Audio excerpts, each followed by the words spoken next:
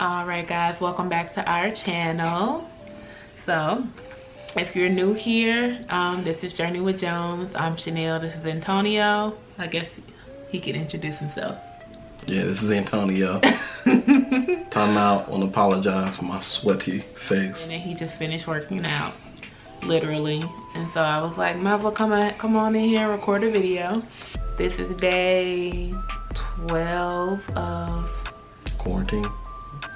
It's not quarantine, social isolation. Well, it's not quarantine means you can't go anywhere. We can actually go places. Social distancing. Yeah, social distancing, social isolation, same difference. And so we figured that today's video we would do a segment where you guys get to know us a little bit better.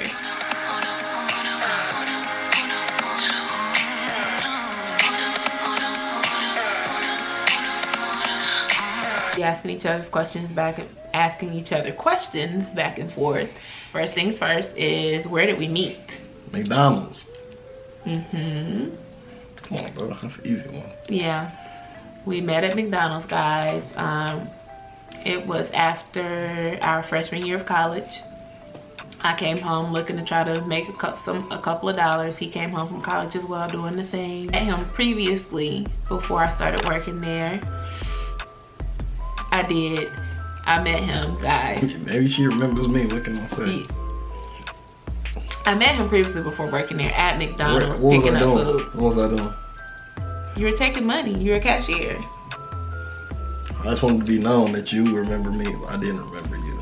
So you was checking as soon as you walked through the door. That's what's so crazy. He's such a liar because he remembered me when I came in. So after I got hired and we did the walkthrough, he remembered me. He was like, oh, you did say you were coming back. And then he was the one who showed me around. My title was crew trainer.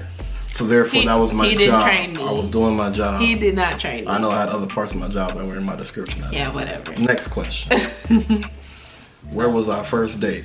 I know this. First date was Champs. It was the first time I had calamari.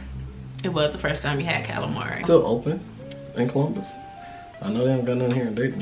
Not sure. I don't know if it was playoff time, but it was definitely playoff time. What other time would you have been able to take me on a date other than summer? It could have been the Olympics, that's what I'm saying. It wasn't the Olympics. We weren't watching the Olympics. First kiss. It was Walmart parking lot.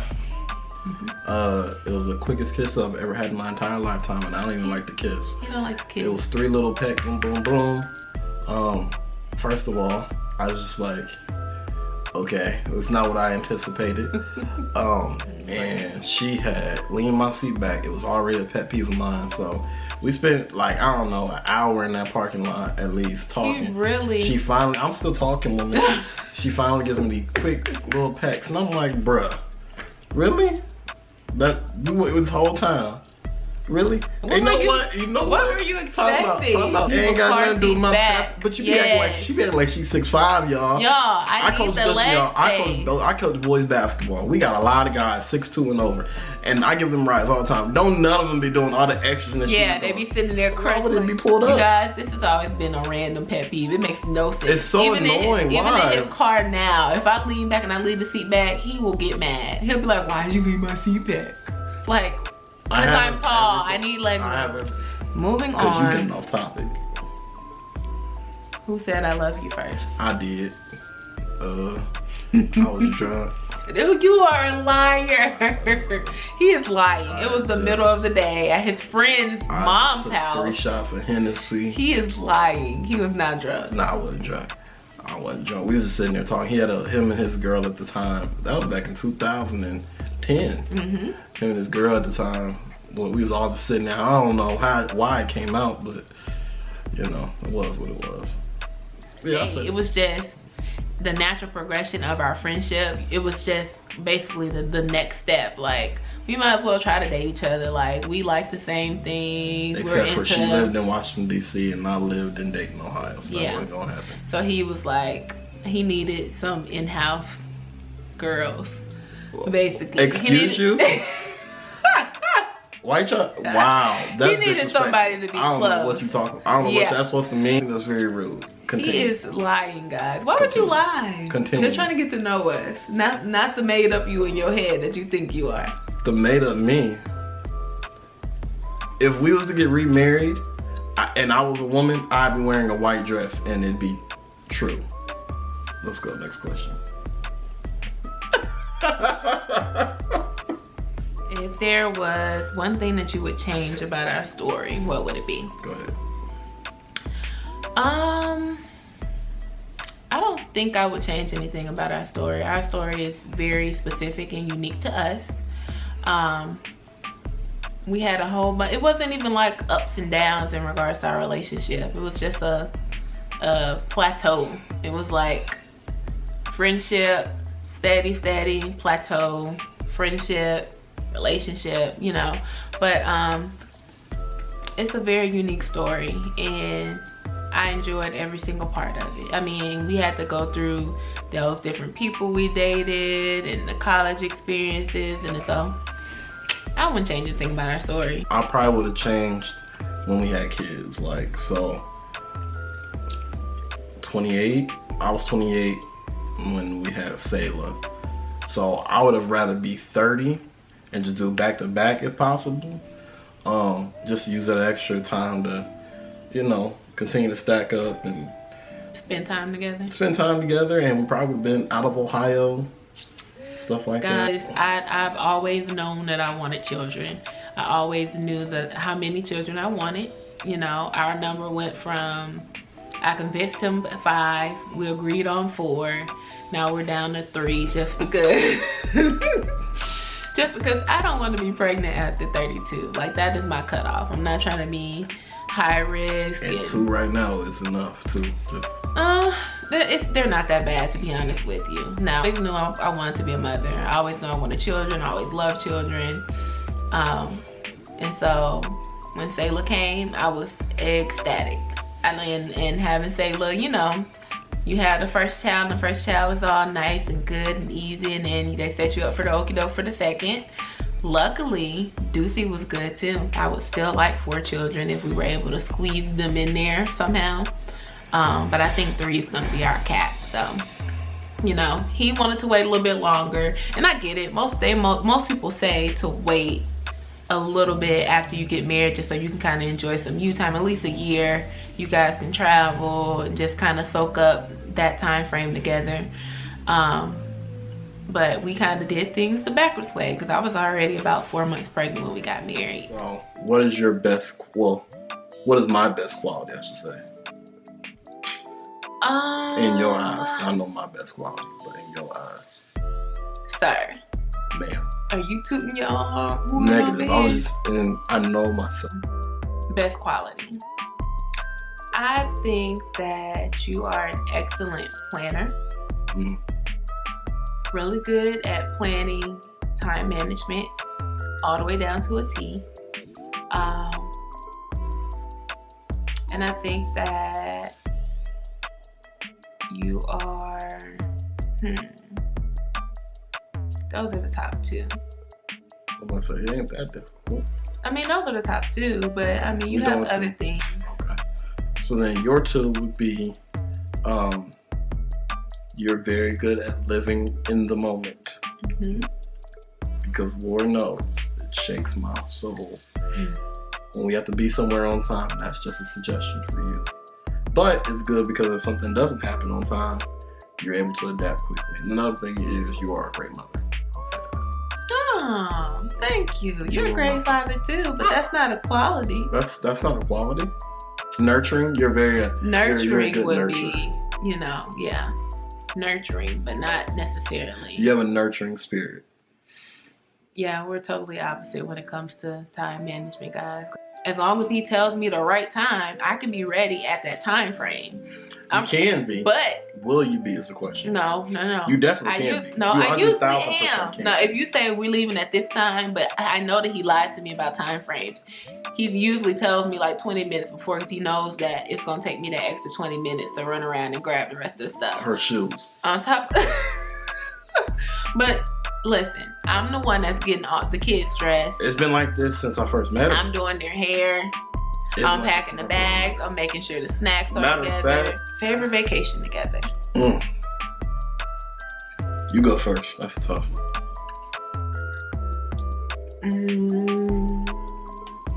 We went on some great vacations.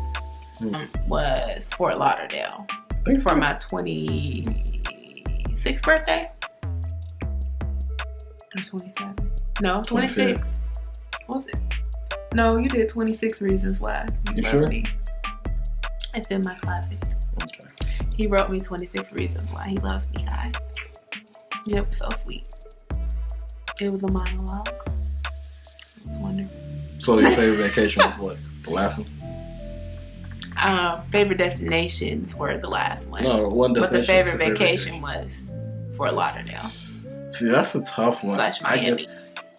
Our most recent trip to, the cruise in Miami, that was cool. That was, I like the beach. That was some good times there, relaxing and actually cruise life, knowing what to expect and then going with people and stuff. That was cool.